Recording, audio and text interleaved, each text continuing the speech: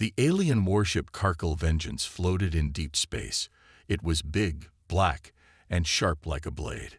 Inside, everything was cold metal and loud voices.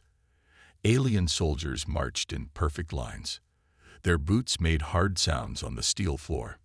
In the center of the ship, in a dark hall, a group of high alien commanders stood. They were tall, with gray skin, red eyes, and sharp teeth. Their armor shined under the lights. They laughed and pointed at the figure standing in chains before them. The figure wore a black hooded cloak. His face was hidden.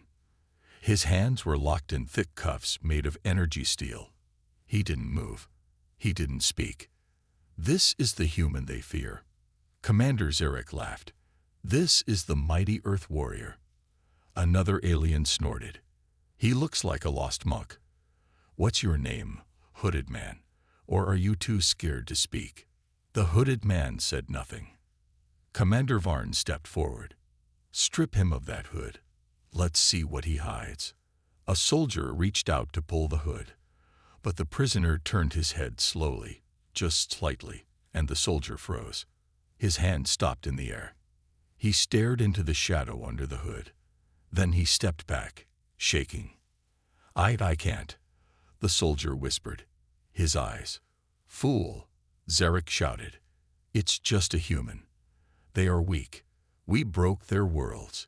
We crushed their armies. Still, the hooded man did not move. General Croft, the oldest of them, looked uneasy. His deep voice broke the laughter.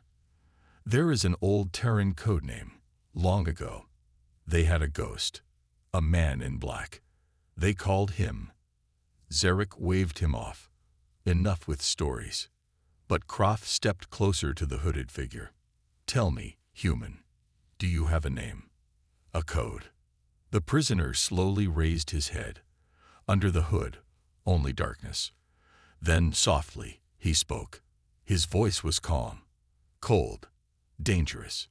Codename, Reaper. The room went silent. Zarek's smile vanished. The other commanders looked at each other. The soldier who had touched the hood stepped back even more, fear in his eyes. No, that name is a lie, Zarek said, trying to sound strong. That was just a myth from the old war. General Croft's face turned pale. No, I was there. During the last Earth assault, we heard the name in the comms. Right before our fleet vanished. 30 ships. Gone. The silence grew heavier. The Reaper tilted his head slightly. You laughed. That's good. Many do. At first. Suddenly, alarms started to beep. Lights flickered.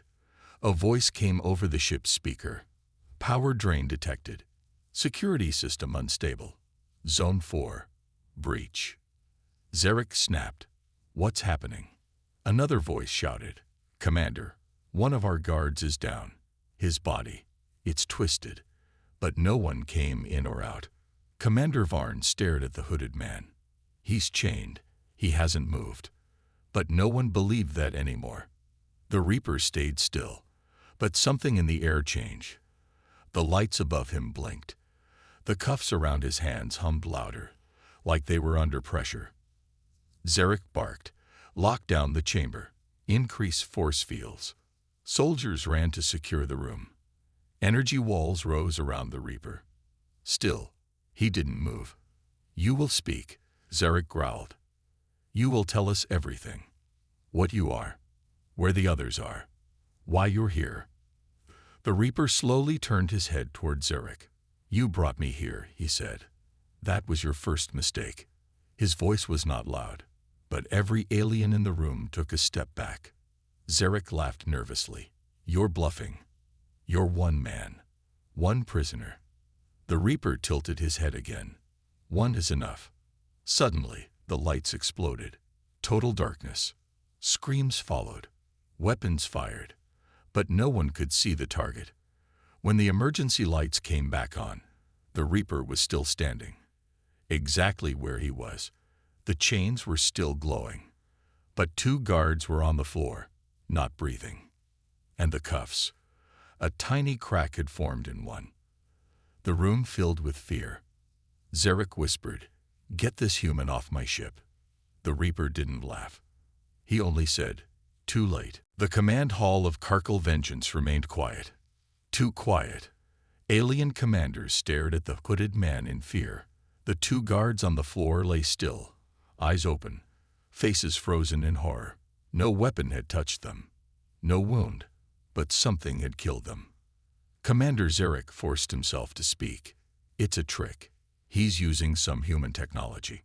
General Croft shook his head slowly. "You still don't understand. This is not normal tech. This is something else. Something older. Stories." Zarek snapped. Fairy tales told to weak soldiers. But Croft didn't listen. His voice dropped low, almost like a prayer. "Years ago, during the last Terran raid, our scout team heard of a human weapon. Not a bomb, not a ship, but a man, a shadow. They said he walked into bases and everyone died, without sound, without fire. They called him the Reaper." Varn, the youngest commander, swallowed hard. "I thought that name was banned, wiped from all records." Croft nodded. "It was. Too many officers were scared.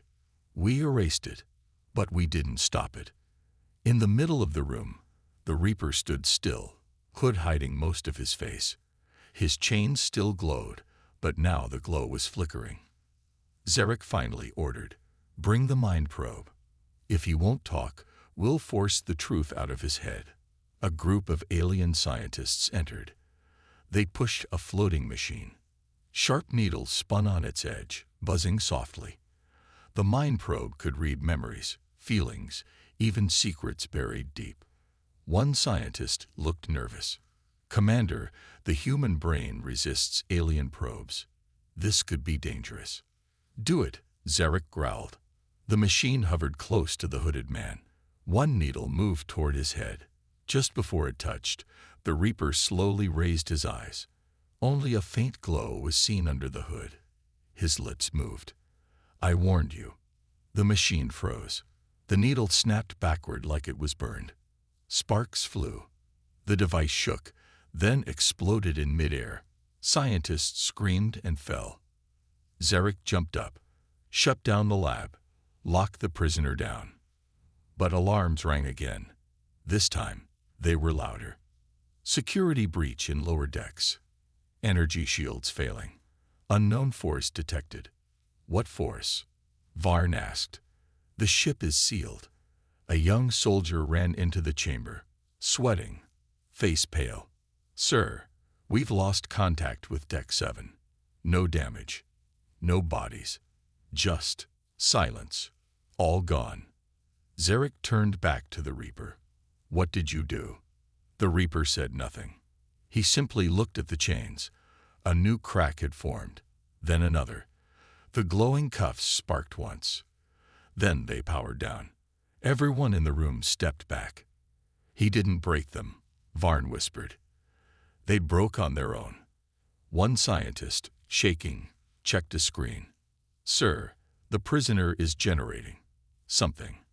Not radiation, not heat, something we can't read." Croft took a deep breath. "Now you understand. He is not a soldier. He is a weapon." Zarek shouted, "Weapons can be killed." He aimed his blaster and fired. The bright red bolt flew across the room and hit the Reaper's chest. Smoke rose, but the Reaper didn't fall. The smoke cleared. The cloak had a small burn. That was all. Then the Reaper moved. Just one step forward. The chains around his hands fell, clanking on the metal floor. Zarek backed away. "Kill him." 5 guards opened fire. Light filled the room. Smoke danced. When it cleared, all 5 guards were lying on the floor. None of them had been touched. None of them had screamed. They were just gone. The Reaper stood alone. No weapon drawn. No blood spilled. Just silence. Zarek fell to his knees. What are you?" The Reaper turned his head slightly. "I am the echo of what you created. You invaded. You killed. You laughed. He took another step forward. Now it's your turn to be afraid. The lights blinked again. Sparks dropped from the ceiling. Somewhere deep inside the ship, something big exploded. Zarek shouted, "Seal the command bridge." Now, the energy walls began to rise. The Reaper didn't stop. As the force field formed in front of him, he reached out, and the wall bent. Like paper. He stepped through. No alarm rang. The ship had stopped fighting him. One last voice came over the speakers. Main AI offline. Control lost. Reboot failed. Commander Varn whispered, "We've lost the ship." General Croth stared at the Reaper and said what no one else dared. "This is no prisoner. This is judgment." The alien warship Karkal Vengeance had changed. Minutes ago, it was a symbol of fear across the stars. Now, it was a tomb waiting to be sealed. Smoke filled the halls. Lights flickered like dying stars. Officers yelled in panic, but no one had a plan. And in the center of it all, the hooded man walked calmly, slowly, as if he already knew the ship's end. No guards stood in his way now. The Reaper did not run. He didn't need to. Fear walked ahead of him, clearing every path. Inside the control chamber, Commander Zarek held his head in shaking hands. "How did this happen?" he whispered. "One human, just one." General Croth was silent.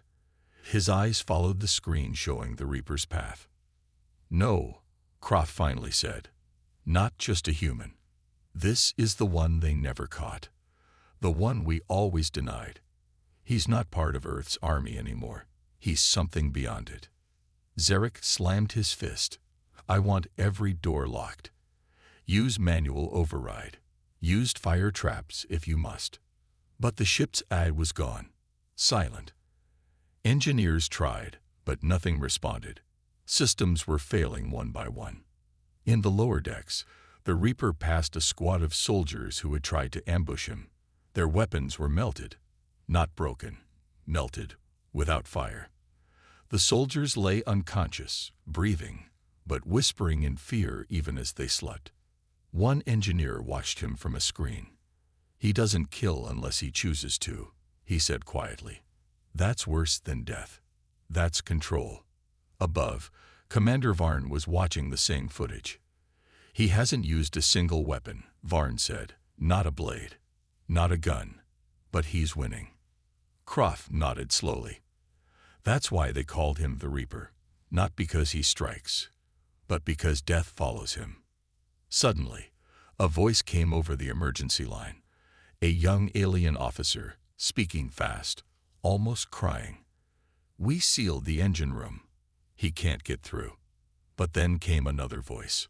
"Sir, he's already inside." The screen flashed. They saw the Reaper standing in the middle of the engine room, alone. The walls around him were untouched. No sign of how he got in. Zarek leaned forward. "He's going to destroy the core. He'll blow the whole ship." But the Reaper didn't touch anything. He simply stood still, one hand resting gently on a glowing panel. The core lights dimmed, like they were bowing to him. And then, he walked away. "He's not here to destroy the ship," Varn whispered. "He wants something else." Croft turned to Zarek. "You should have listened. You captured him, laughed at him, mocked him. I thought he was just a man. That was your final mistake." Then, something strange happened. The Reaper entered the main hall again. His cloak dragged across the floor. He stopped beside the two broken cuffs, the chains that once held him. He looked down at them, then bent slowly, picked one up, and crushed it in its hand. The sound echoed across the ship like thunder. The Reaper spoke. His voice was deep and calm. "Chains don't break me. They make me stronger." His voice carried through every hallway, every room. Soldiers stopped running. Commanders froze. Zarek screamed at the screen. "Why are you here? What do you want?" The Reaper turned his head, as if hearing him from miles away. "I want you to remember," he said softly. "I want every species in your alliance to remember what happens when you touch Earth. "You're one man," Zarek shouted. "You think the galaxy will fear you alone." "I don't want them to fear me," the Reaper said. "I want them to fear the silence. The moment before the lights go out. The moment they realize." He turned to face the camera. "The Reaper has come." Then the screen went black. The bridge lights failed. Every screen died. Total darkness. Zarek stood frozen. The silence was louder than any scream. One sound followed. A slow, soft footstep behind him. Zarek turned. The Reaper was standing there. Not on a screen. Not in a dream. Right in front of him. The commanders didn't move. No one reached for a weapon. What would be the point? The Reaper looked at Zarek. "Now," he said, "I ask the questions." Commander Zarek couldn't move. He had faced wars, pirates, assassins. But this wasn't fear. It was something deeper, like standing at the edge of a cliff, knowing the wind would push you soon, and there was nothing you could do. The Reaper stood still, only a few feet away. His hood still hid most of his face, but his eyes glowed like cold fire. Not angry, not cruel, just empty. "I ask the questions now," he repeated, voice calm but firm. Zarek opened his mouth, but no words came out. General Croft, to everyone's shock, stepped forward. "Why are you here?" Croft asked. "Not just on this ship. Why now? Why return after all these years?" The Reaper's head turned toward him. "Because you forgot," he said. "You invaded our colonies, took prisoners, tortured them for science, and then you touched something Earth only sends at the very end." Zarek managed to whisper, "You." The Reaper nodded slowly. "Yes, I am not the first strike. I am not the middle of war.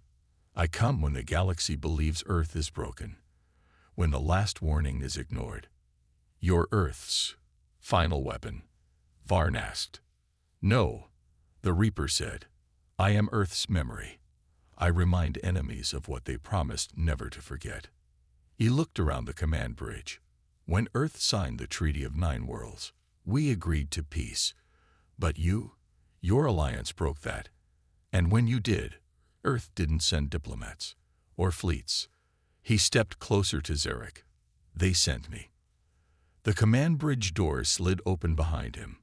A group of alien soldiers stood outside, armed. But none entered. None even lifted their weapons. They had seen the footage, heard the voices, watched their leaders fail. They weren't soldiers anymore. They were witnesses. The Reaper turned back to Zarek. "Your leaders think humans are weak because we love stories, because we build small, because we wait." His voice darkened.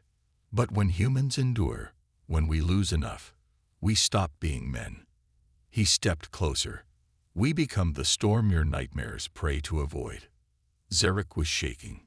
"Please, I didn't know. You laughed when I arrived. You mocked my hood. You joked about my silence." Zarek dropped to his knees. "Don't kill me." "I won't." Zarek looked up, confused. The Reaper continued, "I'm not here to kill. I'm here to leave you alive." Zarek's eyes widened. "I want your people to know what you saw," the Reaper said. "You will carry the fear, the shame, the truth." General Croft spoke again. "And if we try to fight Earth again?" The Reaper's glow flickered slightly. "Then I won't come alone." He raised his hand and pointed upward. "Look above your ship." The command screen, now partially powered, blinked back on. A live feed showed space around them. 10 human ships stood above Karkal Vengeance. Not large fleets, not war cruisers, just 10 black, silent ships. No signal, no ID. And yet, the alien sensors couldn't scan them, couldn't lock onto them. Zarek whispered, "What are those?" "Ghost-class warships," Croft said quietly. "I thought they were only myth." The Reaper answered, "They are real, and they do not fire first. They arrive after I do, to remind the stars that silence is never safe again. Then, As if time had returned to normal, the Reaper turned and walked out of the bridge. No one stopped him. No one followed. He walked down the long hallway of the broken warship. The metal under his feet groaned, as if remembering who walked there. Behind him, the officers of Karkal Vengeance stood like statues, afraid to breathe. The hooded figure passed through the ship's final gate. The hangar door opened slowly. Outside, space waited, cold, empty, endless. One of the black ships sent a single beam of light toward the ship. It scanned the Reaper's figure. Then the door of the stealth ship opened. The Reaper vanished into the light. Gone. No sound. No goodbye. Back on the bridge, silence ruled. Zarek sat on the floor, eyes wide, lips trembling. He didn't kill us, Varn said quietly. Croft nodded. No, that's the worst part. He wants us to speak. He wants the galaxy to hear what Earth sends last. And what is that? Varn asked. Croft turned to him. Not a bomb, not a fleet, not even a weapon. He looked out the window at the dark ships fading into the stars. Earth sends, a whisper. And if you ignore that whisper, he looked at Zarek. Then the Reaper follows. The message was simple, but its impact shook the galaxy. It had been hours since the Reaper had left the Karkal Vengeance, but the silence left in his wake was deafening. Every alien species in the Alliance now knew the truth. Earth had sent something far worse than an army. Far worse than a fleet. Earth had sent a warning. On every corner of the galaxy, news spread. The Reaper's words, the black ships in the sky, those were not just threats. They were promises. And the promises were terrifying. Back on the Karkal Vengeance, the crew sat in stunned silence. Zarek, once proud and powerful, sat slumped in his chair. His eyes never left the view of the stars through the broken windows. Croft stood beside him, staring out, lost in thought. He had seen many things, but never anything like this. The Reaper had been more than they expected, more than they could have prepared for. Are we finished? Zarek whispered. Croft didn't answer at first. Instead, he turned to look at the silent crew behind them. Everyone was trying to ignore the cold dread that had settled in their bones. The fear of what Earth had done, what they had brought upon them. What do we do now? Zarek asked again, his voice shaking. We survive, Croft finally said. And we send a message. Zarek's eyes widened. A message to who? To the rest of the galaxy. To everyone who still thinks Earth is weak. Zarek stood up slowly. He knew what Croft was saying. The galaxy had underestimated humanity for too long. The Karkal Vengeance might have been crippled, but their alliance had countless ships, thousands of soldiers. They still controlled much of the galaxy. It was just a matter of time before they regained power. But there was one question hanging over them all. Do you think it's too late to stop this? Zarek asked, voice quieter now. Croft paused. His thoughts raced. Could they really stop the Reaper, or had they already crossed a line they couldn't come back from? I don't know, Croft answered. But we can't just wait. He turned back to the ship's communications console and began tapping buttons. A signal was sent out, spreading to every corner of the galaxy. It was the first of many, each one calling for a unified front against the growing power of Earth's shadow. Back in the heart of the galaxy, on a distant planet, the leaders of the other species gathered to discuss Earth's new threat. Their meeting hall was filled with tension. Every leader knew that Earth was no longer a quiet, isolated planet. They had changed. And if they could send one person, one human, to cripple an entire fleet, what would they do next? How do we stop the Reaper? General Thrin asked, pacing. His scales shimmered under the bright lights. I don't think we can stop him, said Commander Veleth. He was an older, seasoned soldier. We need to ask ourselves something more important. Can we stop Earth? No, another voice called from the back of the room. We can't, but we can try to weaken them before they send more. But how do you fight a force that doesn't need to fight at all? What if Earth's army is not its greatest weapon? A quiet voice interrupted the room. It was Valen, the ambassador of the Athorans, a species known for their intelligence. His large, shining eyes looked around at the group. What if the Reaper's message is not just for us, but for them? The room fell silent. What do you mean? General Thrin asked. Valen stepped forward. The Reaper didn't just destroy ships. He didn't strike with weapons. He spoke. He made his point. He showed us that Earth doesn't need us to fear them. They need us to fear nothing. Zarek sat listening to the broadcast from the Karkal Vengeance, the quiet hum of the ship's emergency lights still in the background. It seemed strange to him, hearing about their failed attempts to stop Earth's power from so far away. Their talks of unifying to fight the Reaper, but something in his gut told him the truth. The galaxy was already lost. They could not fight Earth's silence, Earth's threat. And as the signals from all corners of the galaxy buzzed into the ship's communications panel, one last message arrived. This one, though, was different.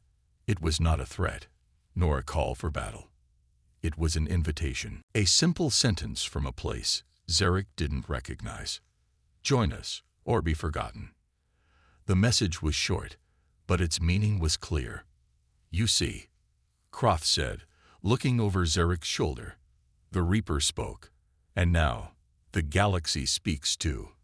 It's a game of alliances now. Zarek slowly took a deep breath. But we were supposed to control this galaxy. We never controlled it. Croth's voice was firm now. Earth only let us believe we did. Now we know who truly holds the power. For the first time, Zarek understood. It wasn't about who had the biggest army, the strongest weapon. It was about who controlled the message. And Earth's message was louder than anything else.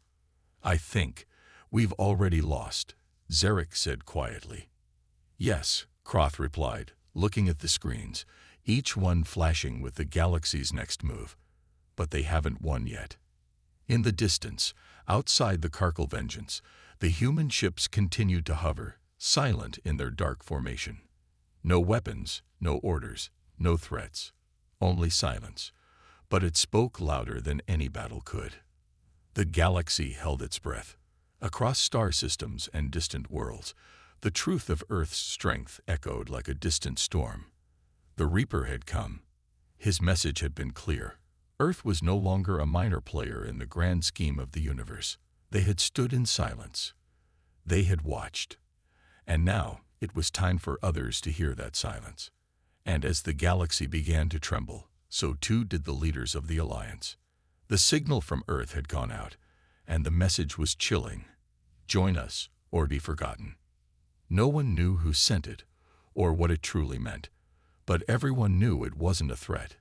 It was a promise. Now, in the heart of the Galactic Council, the leaders of the alien species convened once again. This time, their voices were quieter. The room was heavy with the weight of what they had seen and heard. They could no longer deny it.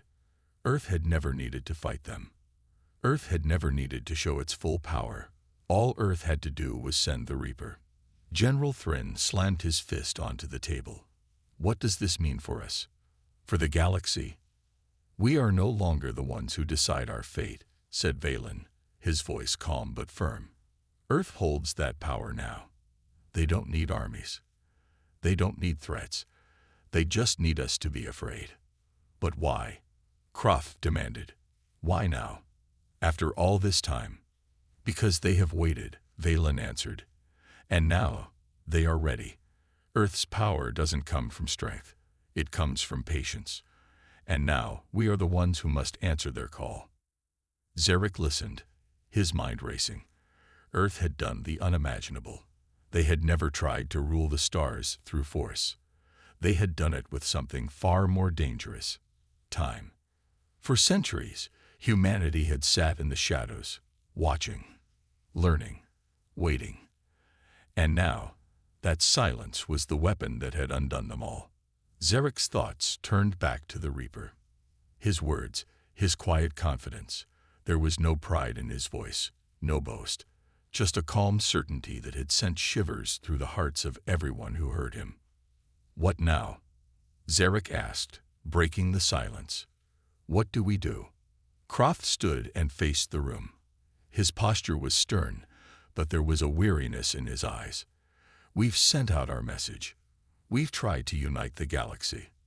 But the truth is, we've lost. We don't control the galaxy anymore. Earth does." A deep silence followed his words. No one spoke. No one moved. Then, slowly, Valen's voice rose again. "But that doesn't mean we are completely powerless." Everyone turned to him. "We must understand one thing," Valen said, his eyes focused. "Earth doesn't want war. Earth wants peace, at any cost. And that makes them dangerous." "You mean the silence is their victory?" Zarek asked, trying to understand. "Yes," Valen nodded. "Their victory is in their control over time, over patience, over their ability to wait." Croft rubbed his chin. "Then we have to ask ourselves, what will they do next? What happens when they are ready to reveal their full strength?" Zarek felt a chill run down his spine. "And if we don't join them?" Valen met his gaze with a cold look. "If we refuse, they will leave us to fade into nothing. Forgotten. As if we were never here." The weight of those words settled over the room. The council members shifted uncomfortably in their seats. They had underestimated Earth. They had mocked the idea that a single human could change the course of the galaxy. And now they realized that one human had not only changed it, they had already won. The message from Earth was still playing on the screens. It flickered briefly before a new line appeared. "The final test has begun." Zarek's heart skipped a beat. "Test? What does that mean?" Croft's eyes narrowed. "It means Earth is not done with us yet. They want to see how we respond." Valen nodded. "They're watching us, waiting for our decision. And whatever we do next, it will define us. Either we bend to their will, or we face extinction." Zarek felt a cold sweat form on his brow. It wasn't just a matter of war anymore. It was a matter of survival. The Reaper's warning wasn't just for them. It was for the entire galaxy. Earth was not only a power to be reckoned with. They were the power. "We can't ignore this," Zarek said, his voice low. "We have to make a choice, a real one. Do we stand with Earth, or do we risk everything and fight against them?" A long silence followed. No one spoke. The weight of the decision hung over them like a dark cloud. Finally, Croft spoke again. "We're not the first species to face this choice, and we won't be the last. Earth's test is a test of patience, of endurance, and I fear we might already be too late." Zarek stared at the flickering message on the screen. "Join us, or be forgotten." It was a promise, a warning, and a challenge all in one. And now, as Earth's ships remained silent in the distance, the galaxy waited too. The decision was now in the hands of the galaxy. The message from Earth had been clear, but the silence that followed it was louder than any war. Earth had never been a loud power. They didn't boast. They didn't threaten. They didn't need to. And that was what made them so dangerous. The galaxy had been divided for so long. The alien species had their pride, their power, their warriors. And for years, they believed they held the fate of the stars in their hands. Now they realized that power was an illusion. Humanity had watched. Humanity had waited. And now, humanity was ready. But could they face it? Could they accept Earth's power, or would they resist, knowing the price of defiance might be their end? Zarek stood in the heart of the ship, staring at the map of the galaxy that glowed on the wall. Ships moved in every direction. Leaders making decisions, alliances forming and breaking. Everywhere there was uncertainty. The galaxy was at a crossroads, with Earth at the center of it all. The Karkal Vengeance was a wounded ship, but its crew had not yet given up. They knew what was coming. They knew the galaxy was about to change, and they weren't sure if they could survive it. Zarek had spent hours thinking. His mind kept returning to the message, "Join us, or be forgotten." But what did it mean? Did Earth really want their cooperation, Or were they simply warning them to accept their fate? What if we choose wrong? Zarek said aloud. His voice echoed in the empty halls. Croft walked in, his eyes dark with the weight of the decision ahead. We won't know until we make it, he said. But we can't afford to wait much longer. Zarek turned to him. If we join Earth, what happens then? What do we lose? We lose our freedom, Croft replied bluntly. We lose the chance to chart our own destiny. But we stay alive. Zarek's heart pounded in his chest. Was it really worth it? Survival at the cost of everything they had fought for. But if we resist, Zarek said, his voice growing more intense, what happens then? What's left to fight for? Croft sighed deeply. If we resist, we risk everything. We risk losing not just this war, but the galaxy itself. Earth has already shown us they don't need to fight. Their silence is their weapon. And if we refuse to join them, we'll be wiped out. The weight of those words settled in Zarek's mind. Resistance meant death. Cooperation meant surrender. Was there a third choice? We're not the only ones in this fight, Zarek muttered. The galaxy has more to lose than just us. Croft raised an eyebrow. What are you thinking? I'm thinking we might have a chance, Zarek said slowly. But it's going to require something Earth isn't expecting. What? Croft asked. We'll make them think we're giving in. But we're not. Croft frowned. You want to trick them? No, Zarek shook his head. I want to show them that we're more than they think. We can't win against them directly, but we don't have to. What if we show Earth that we can be a threat? Not through force, but through our will. Croft thought about it. You mean? Yes, Zarek interrupted. We show them that even if we can't fight them, we can still defy them. We can be a force of chaos, a force of uncertainty. What happens if they lose control over us? If we can be unpredictable? Croft was quiet for a moment, but then he nodded slowly. It's a risk, but it might be the only one we have left. The decision was made. Zarek's fingers hovered over the communication panel. He knew it was time to send their message. The Karkal Vengeance had already sent out countless signals, calling for resistance, for unity. But this time, it would be different. This time, they would send a message to Earth.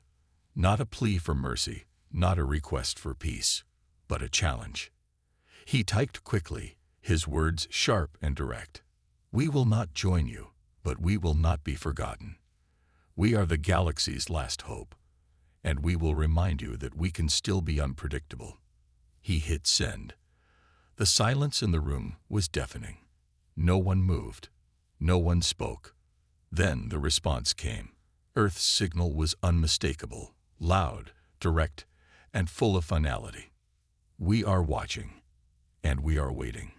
Zarek let out a breath he didn't know he was holding. The challenge had been thrown. Now it was Earth's turn. But deep down, he knew that this was only the beginning. They hadn't won. They hadn't even come close. But for the first time, they had control of the situation. Earth had shown their power, but they had also shown their weakness. They were waiting. And now, they had to react. And in that waiting, there was still hope. Zarek turned to Croft. We've made our choice. Croft looked him in the eye. Now, we wait for theirs. The galaxy was on the edge.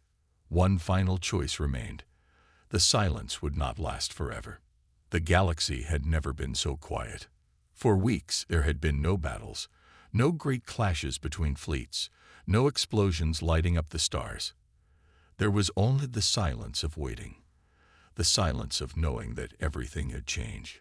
Earth had thrown the first stone. They had made their power known.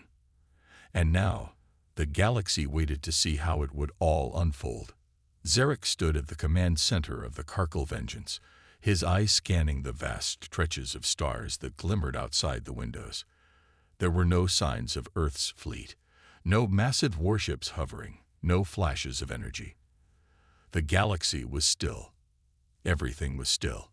But Zarek knew that this calm would not last forever. Croft entered the room, his footsteps soft but determined. He looked at Zarek with a serious expression. The message is spreading. The other species, they're all watching. Some are still uncertain. Others are ready to join us. Join us, Zarek repeated, though the words tasted bitter in his mouth. Or join Earth. There's no middle ground. The decision isn't easy, Croft said, walking to the map on the wall. Some are already preparing to negotiate with Earth. They think it's better to bend than break. But others, his voice trailed off. They're still holding out hope that we can fight back. Zarek asked, his tone grim. They don't think they can win, Croft said. But they believe in something. Anything that can stop Earth from taking over. Zarek shook his head. They don't understand. Earth isn't trying to take over. Earth's strength isn't in its weapons or its fleets. It's in what they've done to us. They've made us afraid. They've shown us that we don't have the power to change the galaxy anymore. But we still have our will, Croft said quietly. As long as we still have that, we can fight. Zarek met his gaze. What are we fighting for, Croft? To stay free, or to prove that we still have a place in the galaxy? Croft didn't answer. He didn't need to. The truth was clear. They were fighting for survival, fighting for a chance to have control over their own future, and Earth wasn't going to make it easy. Suddenly, the communication panel lit up. A message from Earth. Zarek felt his heart race. This was it. Earth was responding. He pressed the button to open the message, and the face of a human appeared on the screen. It was not the Reaper, but someone else. Someone calm. Someone who spoke with the weight of authority. We've received your challenge, the human said. And we've made our decision. The galaxy will change. There's no escaping that. But it is not up to us. It is up to you. Zarek's heart skipped a beat. What does that mean? If you wish to join us, you may.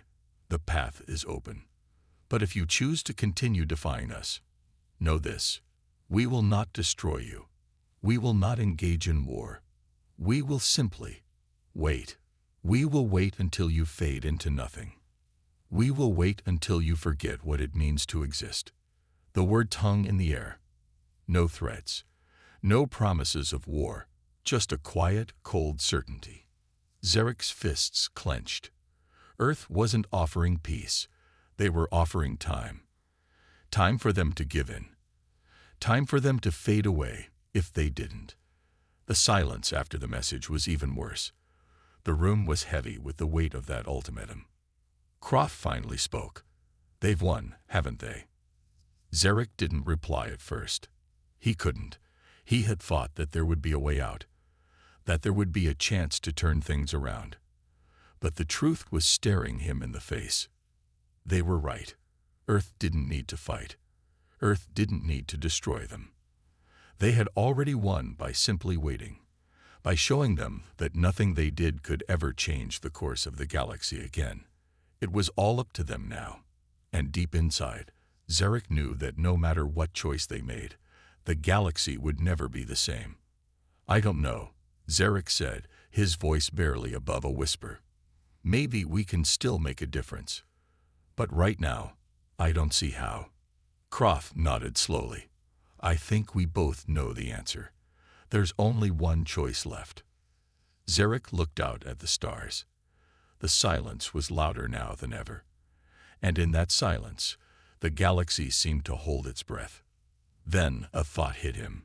Something small, but important. Something he had missed in all the chaos. What if the silence is the answer? Zarek said suddenly, his voice sharp with realization. Croft turned to him, confusion in his eyes. What do you mean? What if Earth wants us to surrender? What if their power isn't in making us afraid, but in making us think we're powerless? Croft looked puzzled. But if we resist? We're already resisting, Zarek interrupted. By even asking this question, we're resisting. The silence is what makes us afraid, Croft. The silence is the weapon. But if we stop being afraid of it, then we have the power. Croft stared at him, understanding slowly creeping into his eyes. For the first time in a long while, Zarek felt a spark of hope. Maybe they couldn't defeat Earth. Maybe they didn't need to. But they could show the galaxy something more important. They could show them that Earth's silence would not define them. They could stand tall in that silence and not be afraid. Zarek turned to Kroth, his decision made. We're not forgotten, and we're not going away. Kroth nodded. Then let's make sure the galaxy knows that. The final silence had come, and the final answer was theirs to make.